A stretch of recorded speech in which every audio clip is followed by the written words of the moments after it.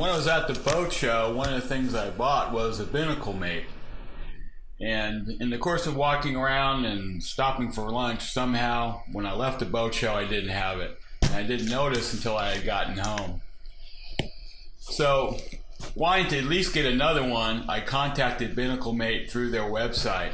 And they were gracious enough to send me a replacement one without any charge. So I want to do an unboxing here and show you exactly what they're producing, why I particularly bought one of those, and what I think.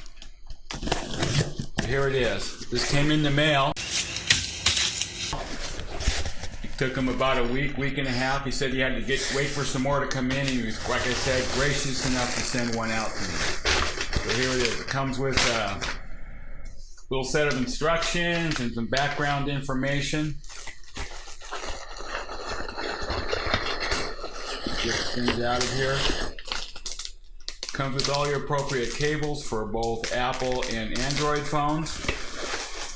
And this is the new BinnacleMate Plus. So it comes with a water resistant, I'm not going to use waterproof because nobody uses that term anymore, but water resistant for your up to your plus size phones. Has a snap on the back here, snaps onto the mount. You can keep it up in your cockpit with you.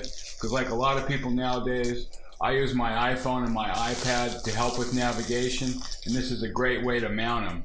I currently use a RAM mount, which costs probably right around $100 with all the particular parts. This BinnacleMate, which comes with the ability to mount both a tablet up to the large iPads and your larger phones for $45.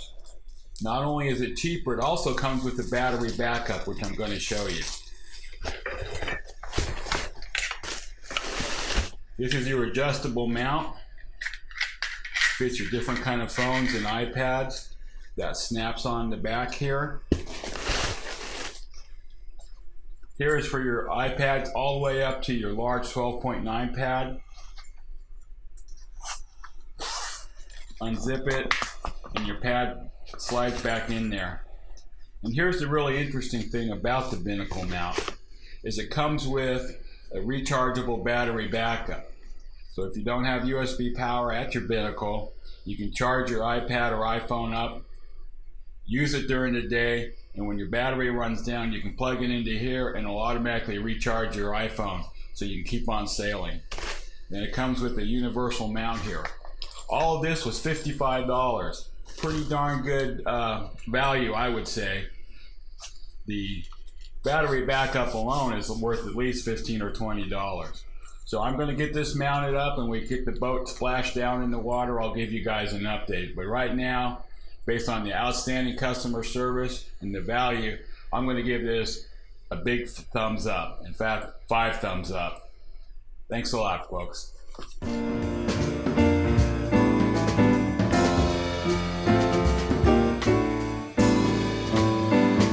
Now, if you remember from my Annapolis boat show segment, I purchased an RCI fuel purifier.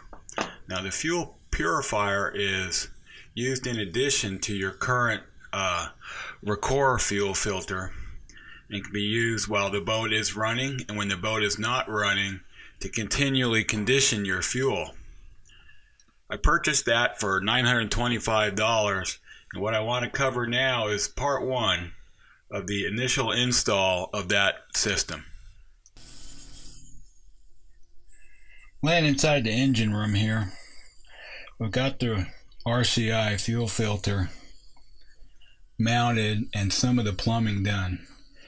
Now I've got some temporary lines, clear lines here, in and out, that I'm going to shove down into the fuel tank when I get the inspection cover off, and I'm going to let that run for probably a whole afternoon to clean out that tank.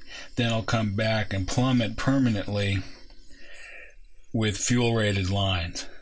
So when I'm done with that, I'll show you how that turned out.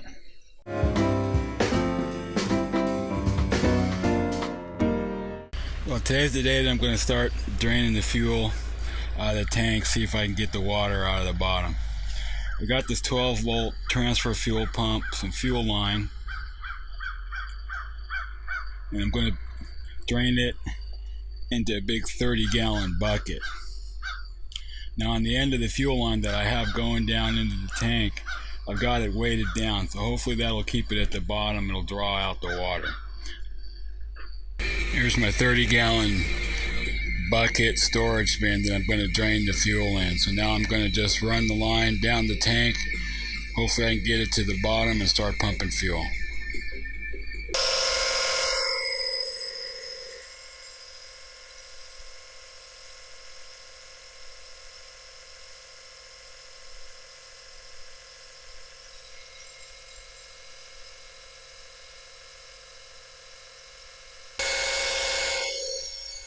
It took about probably a half hour to good 45 minutes to drain all the fuel.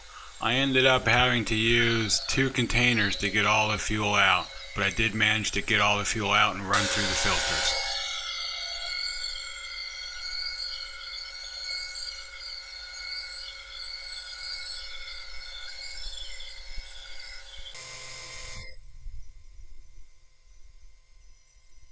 Filter all the fuel and put it back in. Still have to do the main tank, which is going to require me taking the access cover off in front of the engine. It's going to be fun. Well, that's it for this week. If you like this video, go ahead and give us a thumbs up there. We appreciate it. Also, if you're new to the channel, it's your first time, you enjoyed what you saw, or you'd like to get follow-up, remember to subscribe. We're always trying to grow the channel. If you want to know when the next video comes out, click that update button. Also, we've got a Patreon page. If you'd like to support the channel, throw a little cash here this way, we'd really appreciate it.